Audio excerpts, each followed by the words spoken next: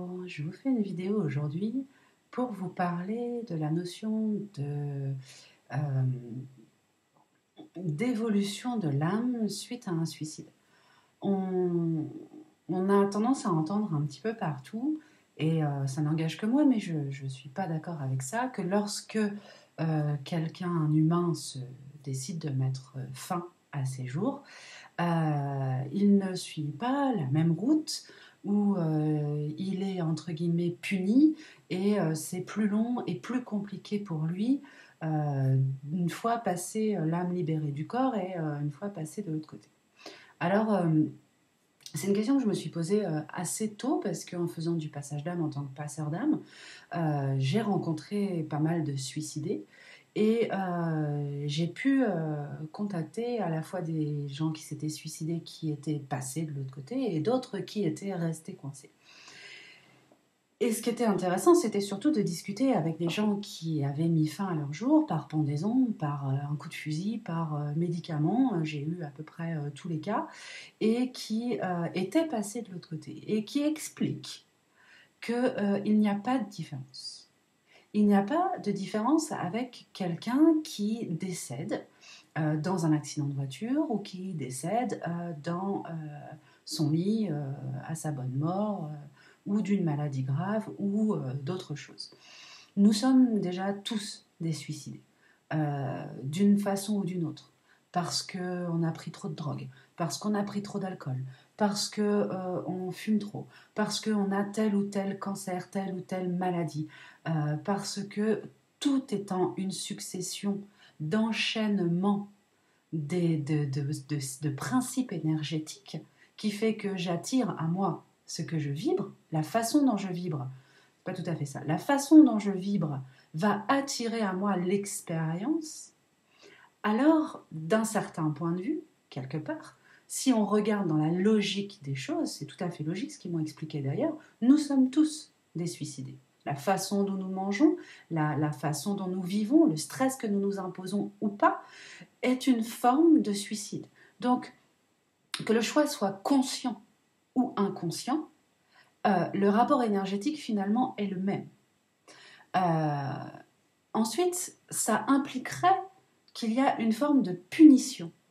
Qu'à partir du moment où l'être humain décide de mettre fin à ses jours, sous prétexte que toute vie est sacrée,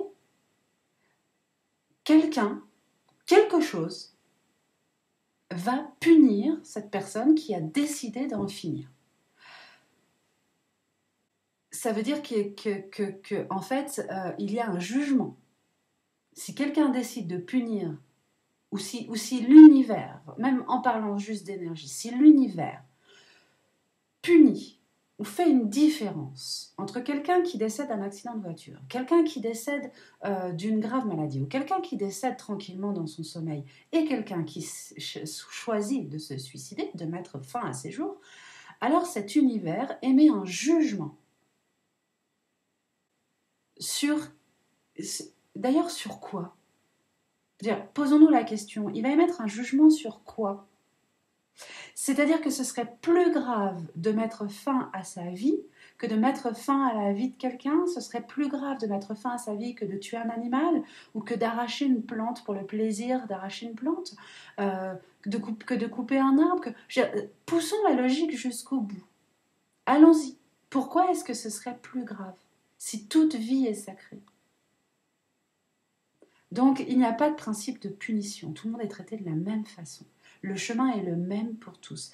La façon dont on va, une fois l'âme passée de l'autre côté, la façon dont on va revoir sa vie, dont on va la repenser, l'accompagnement qui va être fait en fonction du chemin, du type d'énergie, de la vibration de l'âme en elle-même, va être différent. Mais ce n'est pas parce qu'elle est suicidée que c'est différent. C'est juste parce que c'est cette âme-là. Il y a aussi le fait de dire que le suicide ne fait pas partie du chemin de l'âme, mais bien sûr qu'il en fait partie. C'était une option posée par l'âme qui a laissé la possibilité à sa conscience humaine, à son véhicule, de choisir ou non. Et parfois, elle ne lui laisse même pas le choix. Elle décide qu'il y aura un suicide pour vivre l'expérience, pour tout un tas de raisons qui sont inénumérables. J'espère que ça se dit, sinon... Mais on ne peut pas les énumérer. Il y a plein, en fonction du chemin de l'âme, elle va poser une option ou choisir que ce sera comme ça, ou laisser une porte très très très infime ouverte, mais ça fait partie du contrat d'âme, tout simplement parce que cette âme, lorsqu'elle vient, elle est en lien avec des parents, des amis, de la famille, des frères et sœurs, voilà, et des enfants, et que ces autres âmes autour vivent par procuration une expérience, et que cette expérience, en termes de conscience humaine, elle est terrifiante pour ceux qui la vivent, comme pour celui qui fait ce choix qui nous paraît tellement fou, en fait, tellement presque inconcevable de mettre fin à sa propre vie, parce que ça défie l'instinct de survie, qui est quand même un instinct qui nous est inné, qui est présent en soi. Donc, en termes d'humain, hein, pas en termes d'âme. C'est ça aussi, c'est qu'il faut dissocier l'humain de l'âme, et que le choix de l'âme n'est pas forcément compréhensible par l'humain que nous sommes aujourd'hui.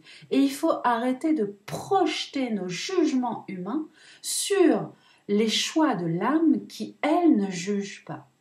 L'âme ne juge pas, elle fait des expériences.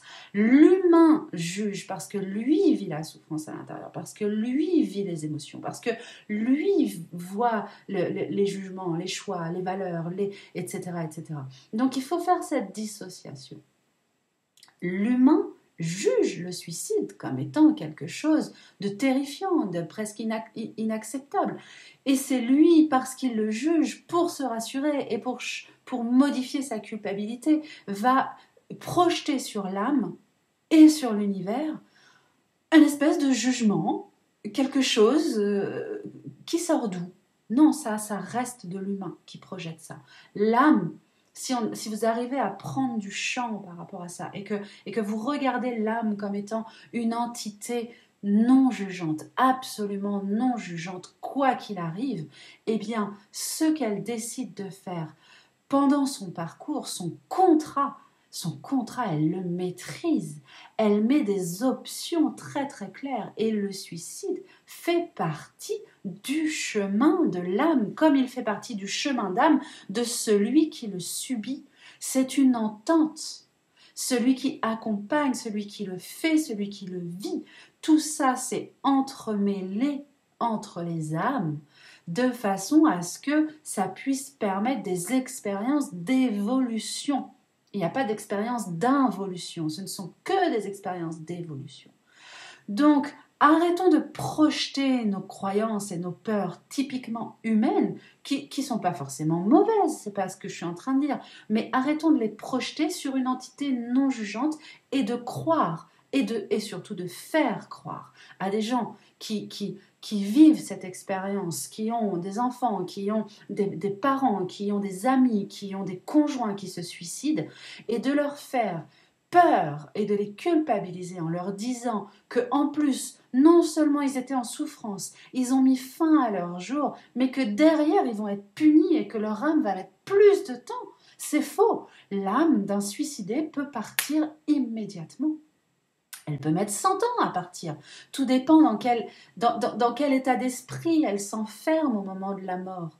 C'est ça, comme il n'y a plus la notion de temps, elle peut s'enfermer dans une sorte de scénario personnel qui va la bloquer sur Terre. Mais elle peut aussi très bien se suicider en se disant « je vais enfin retrouver Dieu » par exemple. Et du coup y aller directement.